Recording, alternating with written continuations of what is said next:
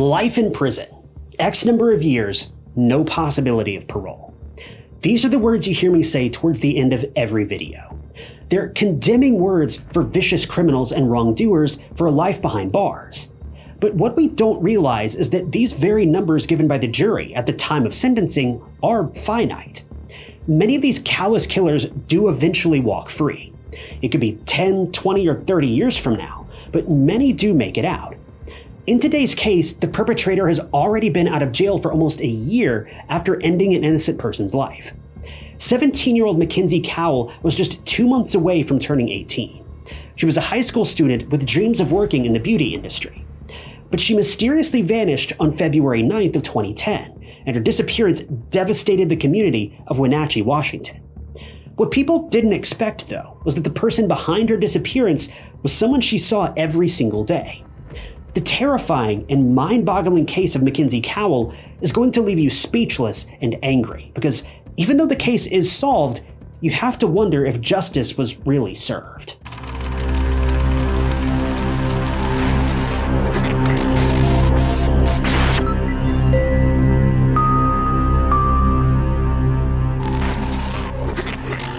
Welcome to True Crime Stories. If you're new here, I post new true crime cases every single week. No drama, no robot narrations, just a story and a crime. So if you want to see some good old-fashioned true crime documentaries, hit that subscribe button. It's totally free and it'll keep you up to date with all of my future videos. Mackenzie Nicole Cowell was born on April 1st, 1992, to parents Reed and Wendy Cowell. Mackenzie lived in Orondo, Washington, and at the time of the case, she was a senior at Wenatchee High School. According to her parents, Mackenzie was a happy and vibrant girl. One thing about Mackenzie was that she loved to dance, and she was even part of the school dance team, Applettes, and she had joined a local dance studio in Wenatchee. In 2010, Mackenzie was busy in her studies and spent time with both of her divorced parents. Her dad, Reed, went on to start a relationship with a woman named Sandy Francis, and her mom, Wendy, got into a relationship with a man named Joey Fisher. Even though this monumental change in the family dynamic can impact any child, Mackenzie was just happy for her parents. Besides, she had her own life to plan. At 17 years old, most young kids struggle with what they want to do in life, what career they want to pursue, and everything else. But Mackenzie knew exactly what she wanted to do. She was an excellent student in school, but she decided to enroll in a cosmetology job training program at the Academy of Hair Design in downtown Wenatchee. Now, hair and makeup were something Mackenzie was passionate about with a capital P. She had dreams of becoming a beautician, and she even modeled at the academy. For Mackenzie, this training was a 2-for-1. She could get hands-on experience working as a cosmetologist while getting that extra credit for her transcript. It's safe to say that Mackenzie had a plan for her future, and she was set on making her dreams come true. Mackenzie was a driven young girl who had massive plans, and she wasn't shy about aiming for the top. Her goals and ambitious nature made her likable by nearly everyone. Mackenzie was born to stand out, and she loved putting herself out there and wasn't the type of person to turn down fun. And by all accounts, Mackenzie had a fulfilling, happy life, and she was on the road to achieving great things. But all of that changed on a fateful day in February of 2010, when Mackenzie left the Academy of Hair Design and didn't return. February in Washington is cold and breezy, with temperatures dropping to around 19 degrees. Well, February 19th of 2010 was a similar day in Washington for Mackenzie. The air had a chilly bite to it, and she was working at the academy. At 3 p.m., Mackenzie decided to go out for a bit, and even asked her friends at the academy if it was okay for her to step out, to which they agreed. CCTV footage caught a bundled-up Mackenzie walking to the parking lot. She got in her 1999 red Pontiac Grand Prix and pulled out moments later. Cell phone records showed that Mackenzie sent a text to her boyfriend, Joaquin, that said, "Hey, what's up?" But sadly, this was the last time Mackenzie would ever use her phone. From the looks of it, Mackenzie didn't look like she was in a hurry, and according to her friends, she'd be gone for only 15 minutes. But more than 15 minutes went by, and there was no sign of Mackenzie. At first, this didn't alarm Mackenzie's friends. They thought she was just running late after changing her plans. Another reason why Mackenzie's friends weren't quick to call the police that day was that on Wednesdays, Mackenzie would meet up with her dad, Reed, for dinner and watch movies all night. It'd been a father-daughter ritual for a long time, so naturally Mackenzie's friends thought that she must have lost track of time with her dad. But what they didn't know was that Mackenzie wasn't with her dad either. In fact, Reed kept waiting for Mackenzie to show up for their dinner, but she never came. At around 5 p.m., a worried Reed bombarded Mackenzie with multiple phone calls and texts, but she didn't answer. At around 8 p.m., which was Mackenzie's curfew, Reed was a mess, and he was extremely worried and scared for his daughter. Knowing Mackenzie as a reliable, responsible, and punctual girl who never missed a curfew and always answered her phone, no matter how busy she was, Reed knew that this wasn't normal behavior. Deciding not to wait any longer, Reed reported 17-year-old Mackenzie Cowell missing. Fortunately, the detectives jumped into action right away, as Reed voiced his concerns and worries to them that Mackenzie hadn't made it home. The investigators decided to look for Mackenzie everywhere. They checked in with her friends, her mom Wendy, and even her boyfriend Joachim, but Mackenzie had seemingly vanished into thin air with no evidence left behind. Her car was also nowhere to be found, and she hadn't returned to the academy either. All of the calls on Mackenzie's phone were going to voicemail, and with every passing minute, the Cowell family felt a deep pit of fear growing inside of them. They didn't want to believe it, but their minds couldn't help but wander to the possibility that something terrible had happened to Mackenzie, or that she was in danger. Well, things for the Cowell family only went south from this point, and it all started with a phone call. It wasn't from Mackenzie like they were hoping, though. It was from the police. The call from the police was about a bizarre discovery. See, a local resident had found an abandoned red car near his driveway. The area was near Mission Ridge, and it was about 40 miles away from Mackenzie's home in Orondo. The investigators soon took the car in, and the license plates were checked, and the car was registered under Reed's name. And when they looked at the model, they knew that it was Mackenzie's Pontiac Grand Prix. But there was no sign of Mackenzie, and finding her abandoned car was not looking good for the missing young girl. Inside the car, Mackenzie's handbag was found, but her phone, keys, and debit card were missing. By the car, there were a single set of footprints in the dirt. The detectives took in everything and decided to thoroughly inspect the car while a whirlwind of questions was going through everyone's mind. Why would Mackenzie frequent a remote area that wasn't familiar to her and abandon her car? And where were her belongings? The police, as well as the Cowell family, now knew for certain that something was terribly wrong, and Mackenzie's disappearance was no longer just a missing person case. With the discovery of Mackenzie's car, a full-blown search was held, including ground and air searches with the help of a helicopter to find any clues. The investigators even turned to the FBI for assistance in finding Mackenzie, and volunteers from the community looked far and wide for her. But 4 days after Mackenzie disappeared, another discovery was made. It was horrific, and it deepened the Cowell family's fear. On the banks of the Columbia River near Quincy, Washington, at a resort community about 20 miles away from Wenatchee, a woman's body was found. 50 yards away from the body was a vacant house, which was for sale at the time. The woman was fully clothed in the black academy uniform that was the same as the one Mackenzie wore on the day of her disappearance. Her feet were in the water, and at a distance, there was discarded duct tape and multiple trash bags. Soon after this discovery, tragically, the woman was identified as 17-year-old Mackenzie Cowell. Her body was taken in for an autopsy, and the results showed that Mackenzie had suffered blunt force trauma to the head. But her cause of death was strangulation and wounds to the neck. What's even more chilling was that the murder weapon, a long and sharp serrated knife, was found lodged in her shoulder. Thankfully, her autopsy revealed that there were no signs of assault. After the tragic discovery of Mackenzie's body, her family got to know about the horrible news of her passing. Mackenzie's parents were left grieving their daughter's tragic demise, and they couldn't believe that someone had done something so brutal to Mackenzie, a young, bright girl who had never hurt anyone.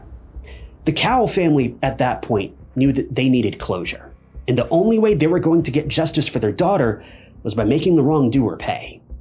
The police assembled the Mackenzie Cowell Task Force, and it was tasked with finding potential suspects and persons of interest in Mackenzie's case. The investigators initially suspected none other than Mackenzie's boyfriend, Joachim, and he agreed to take a polygraph test, but failed, which raised suspicion in the minds of the police. They also suspected Mackenzie's stepfather, Joey, as the two had gotten into a pretty heated argument the day before she went missing. But the two men were both soon cleared by the police, and they both had airtight alibis, so the detectives were back to square one. The investigators interviewed almost 800 people and received multiple leads. The case of Mackenzie Cowell became the largest multi-agency investigation in the Wenatchee area since 1997. But the detectives soon received a bizarre lead, and it came from a woman named Liz Reed.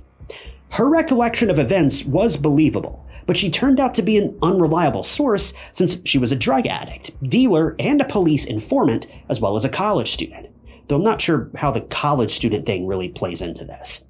But according to Liz, Mackenzie had been killed by two other drug dealers, Sam Cuevas and Emmanuel Serros, in a mistaken identity case. Liz even went as far as stating that she saw a snuff film and that the two men admitted to killing Mackenzie by saying, quote, "I choked her to shut her up."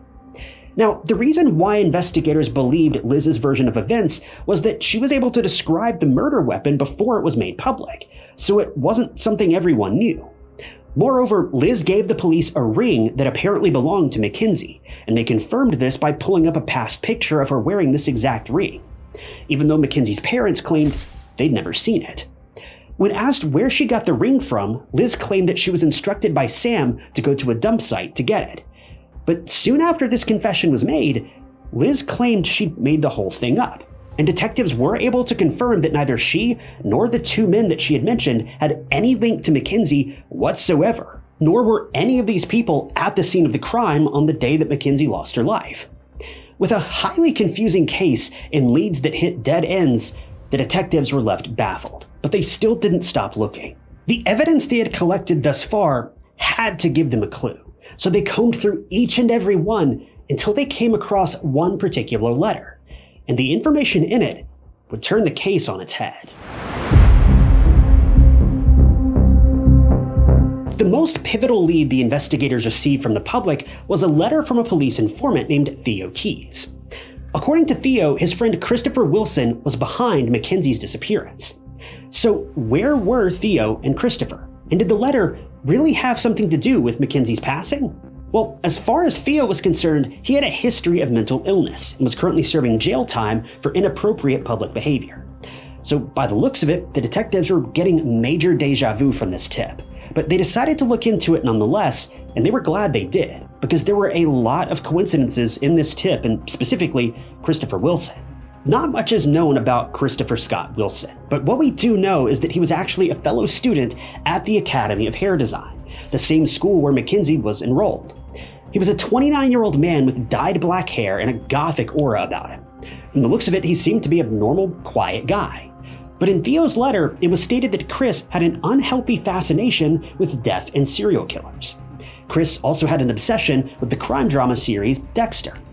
Chris also idolized Hannibal Lecter from the movie The Silence of the Lambs, and he had a tattoo of him on his arm. Now, liking morbid things doesn't exactly make anyone a textbook murderer, but this next bit might leave you feeling uneasy. See, when the investigators looked into Chris's background, they found out that he frequented various online serial killer forums. Investigators also found out that Chris worked at Telford's Chapel of the Valley, a morgue in East Wenatchee. According to friends, Chris had claimed that he enjoyed, quote, cutting people up, which is just insane to hear. So on August 11th of 2010, Chris was called in for an interview, and initially he was very cooperative. He said that he didn't know Mackenzie as anyone other than a fellow student, although the letter from Theo stated that Chris apparently had a crush on Mackenzie, and that the two were in a budding relationship, but no one can confirm this bit of information, so take it as you will. Chris, during the interview, even agreed to give his DNA, and when it was tested with the DNA found on the duct tape at the scene, lo and behold, it was a match. All of these revelations were pinning Chris as the possible suspect in Mackenzie's untimely death. In October, Chris was brought in for another interview, and when asked about his DNA matching the DNA at the place where Mackenzie's body was found, he stopped cooperating and talking altogether and demanded a lawyer. On October 6th, Chris was arrested and charged with second-degree murder and held on $1 million bail. But DNA wasn't the only thing that caused Chris to be arrested. See, on the day that Mackenzie exited the academy, another person followed out shortly after, and it was none other than Chris.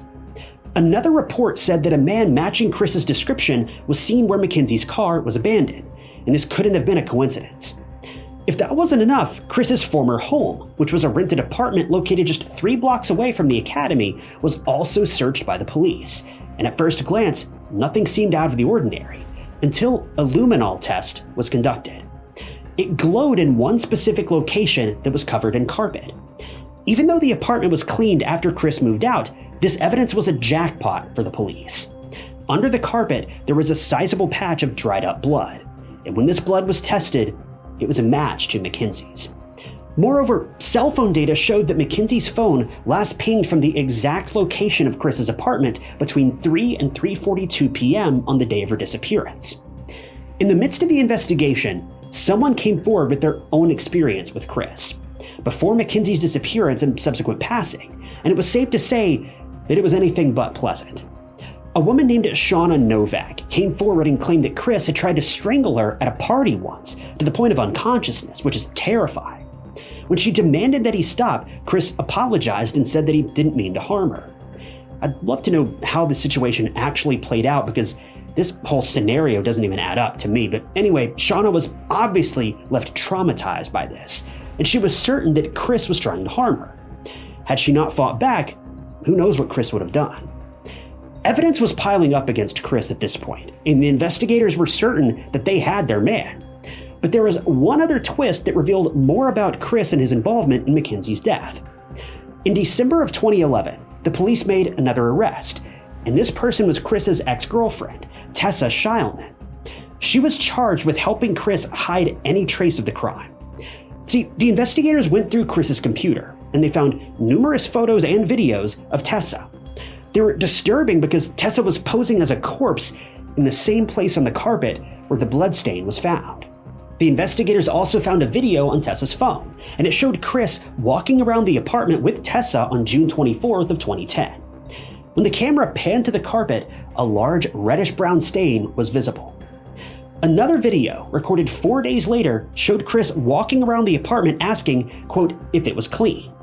Tessa's answer to this was chilling, as she proceeded by saying, yes, considering what happened. It's vague, but knowing what we know now, it is a haunting statement. Phone records later showed that Chris and Tessa talked to each other at around 3:32 p.m. on February 9th, but that's not all.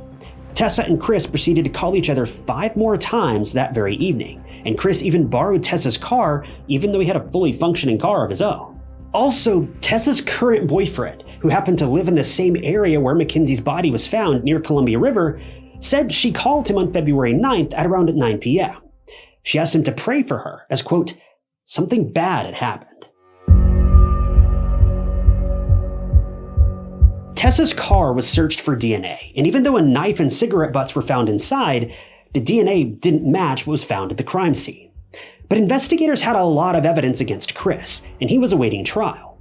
Chris's charges were changed from second-degree murder to first-degree murder in April of 2011. Before the trial, Chris was offered a plea deal in which he would be charged with 6.5 years for pleading guilty to first-degree manslaughter. But shockingly, he rejected the deal. Chris's defense lawyer was none other than John Henry Brown, and if you're a true crime fiend, then you would know that John Henry Brown is one of the most popular criminal defense attorneys in Seattle. He's defended several infamous serial killers and high-profile defendants, including Ted Bundy, Colton Harris Moore, better known as the Barefoot Bandit, and many others. Chris's defense was built on the fact that the blood found in his former apartment was planted by the police. For some reason, the prosecution wasn't allowed to bring up Chris's work history in a funeral home, his eccentric obsession with Dexter, and even his alarming Hannibal Lecter tattoo. The prosecution, on the other hand, speculated that Chris had somehow lured Mackenzie into his apartment where he ended her life. Now, truthfully, we don't know whether Mackenzie willingly met with Chris or if she was lured. But at the end of the day, both individuals left the academy separately, and there were no messages of any form of communication between the two. After ending Mackenzie's life, the prosecution believed that Chris moved her body from his apartment to the Columbia River. He then abandoned her car near Mission Ridge. In the end, Chris was offered another plea deal, in which he would be sentenced to 14 years in prison for first-degree manslaughter of Mackenzie Cowell. While it may seem strange, this plea deal he accepted. Christopher Wilson was charged with first-degree manslaughter, first-degree robbery, and second-degree assault in an unrelated case and was sentenced to 14 years and 3 months in prison. All that time, Chris maintained his innocence, claiming that he only agreed to the plea deal because he believed that he wouldn't get a fair trial. I feel like a more accurate way to have said this is that as the trial rolled on, Chris began to realize just how much evidence the prosecution had against him, so he chickened out. As for Tessa, she didn't get punished, and she was free to go scot-free. It was concluded that there wasn't enough evidence to prove whether Tessa was involved in Mackenzie's passing or not. But it's weird knowing that she and Chris talked on the phone multiple times on February 9th, the cryptic yet creepy videos, and the call that she made to her boyfriend. Did Tessa barely dodge a bullet? Did she really have no idea about Chris ending Mackenzie's life? Sadly, we'll never know. There's a very real chance Chris had just made up some crazy story about the big stain in the floor, and Tessa believed the story and played along as a genuinely innocent joke. But we'll never truly know. Not long after his sentence, Chris filed a motion to withdraw his guilty plea, but it was rejected by the Washington Court of Appeals. He was incarcerated at Larch Correction Center, then later transferred to Monroe Correctional Center, and was eligible for parole in 2023. On December 11, 2023, Christopher Wilson was released from prison, having served his sentence. He's required to report to a community custody officer for the next 3 years, and he's placed on probation until December of 2026. Following Mackenzie's death, a memorial service was held on February 25, 2010 in Wenatchee. Almost 1,800 people were in attendance, and a tribute was paid to Mackenzie by her high school dance team before setting hundreds of purple and pink balloons into the sky. Tearful speeches and mentions of Mackenzie left everyone feeling vacant and agonized. Mackenzie's family goes through bouts of pain and suffering whenever they remember her cheerful and her genuine smile. Mackenzie had so much to look forward to in her life, and she would have made her mark on the world, but for now, the Cowell family was left to pick up the pieces after Mackenzie's departure, and they're still reeling from the haunting absence of such a vibrant soul in their lives. Ultimately, this case leaves you seesawing between fulfillment and dissatisfaction. Did Mackenzie really get justice? Well, yes and no. Yes, because the perpetrator was caught, but no, because 14 years is nowhere near enough, and the fact that he's a free man today makes everything about this case all the more grim and terrifying. It's scary to believe that despite DNA and multiple other damning pieces of evidence, Chris's family stood by him. There are a lot of people out there supporting Chris and slandering the justice system for convicting an innocent person. But here's the thing, if you really give him the benefit of the doubt, there is a genuinely small but genuine chance that Chris may have been innocent all along. For example, as far as we know, Chris had no known relationship with Mackenzie.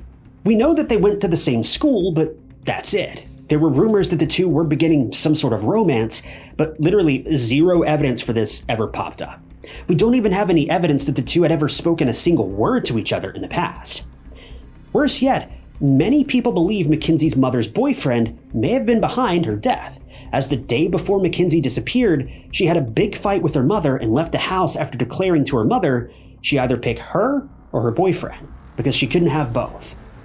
While the boyfriend did have a supposedly solid alibi for the night of the attack, alibis have been proven false multiple times in the past, so you have to wonder. But the biggest piece of evidence of all actually belongs to Chris's claims that the police planted the blood in his apartment. There's a chance he might be telling the truth. See, the amount of injuries that Mackenzie sustained means that she would have lost an incredible amount of blood during the attack. But the amount found in his apartment, according to some reports, was very, very small. Is this evidence that it was planted? Or is this evidence that his apartment wasn't the original crime scene? Or is it evidence that he covered his apartment in plastic, but unknowingly left a small hole somewhere? We just really don't know. I'm certainly not defending Chris in all of this. I do think he did it. But you have to admit, there is a little bit of room for reasonable doubt. But if Chris really is behind the crime, and I believe he is, what's so frustrating is why? Why did Chris take Mackenzie's life? There's literally no motive. This case is just tragic. Even if the perpetrator did their time, you can't help but feel that the punishment Chris received for ending Mackenzie's life was nothing more than a slap on the wrist.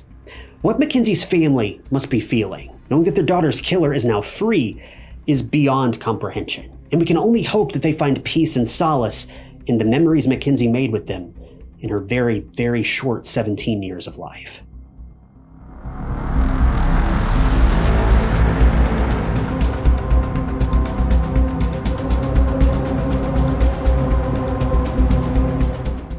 Thank you guys for tuning in to another episode of True Crime Stories. I wanted to give a special thank you to a couple channel members, including Sarah Drummond and Dave H.